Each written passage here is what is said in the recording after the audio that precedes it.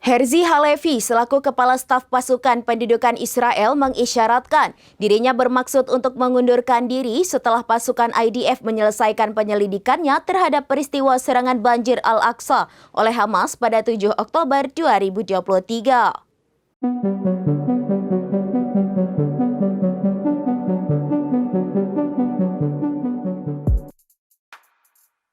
Herzi Halevi selaku Kepala Staf Pasukan Pendudukan Israel mengisyaratkan dirinya bermaksud untuk mengundurkan diri setelah pasukan IDF menyelesaikan penyelidikannya terhadap peristiwa serangan banjir Al-Aqsa oleh Hamas pada 7 Oktober 2023. Dalam surat itu, Herzi Halevi membela diri dari kritik yang ditujukan pada keputusannya untuk melakukan penunjukan terhadap perwira senior di IDF setelah kegagalannya mengantisipasi keamanan serangan besar-besaran Hamas.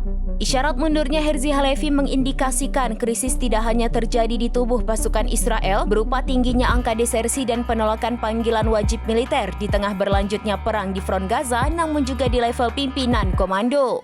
Di sisi lain, otoritas penyiaran Israel mengatakan bahwa Perdana Menteri Benjamin Netanyahu dan Menteri Pertahanan Israel Katz ingin Kepala Staf Israel Herzi Halevi segera mengajukan pengunduran diri. Pengunduran diri Kepala Staf Israel Herzi Halevi diharapkan terjadi pada akhir masa transisi dalam perjanjian gencatan senjata di Lebanon.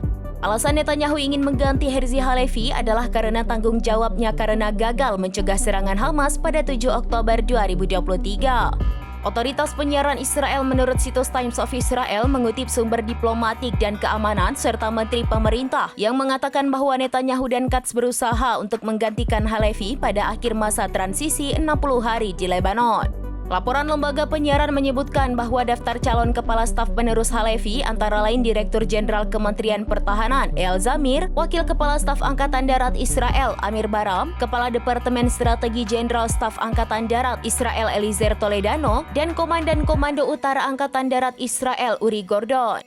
Perjanjian gencatan senjata di Lebanon mencakup masa transisi 60 hari, di mana pasukan tentara Israel akan ditarik. Sementara tentara Lebanon akan mengerahkan sekitar 5.000 tentara di selatan Sungai Litani, termasuk di 33 titik di sepanjang perbatasan dengan Israel.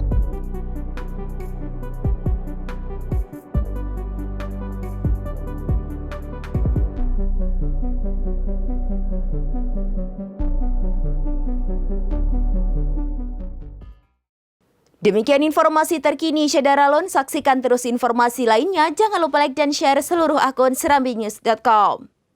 Download Tribun X sekarang, menghadirkan lokal menjadi Indonesia.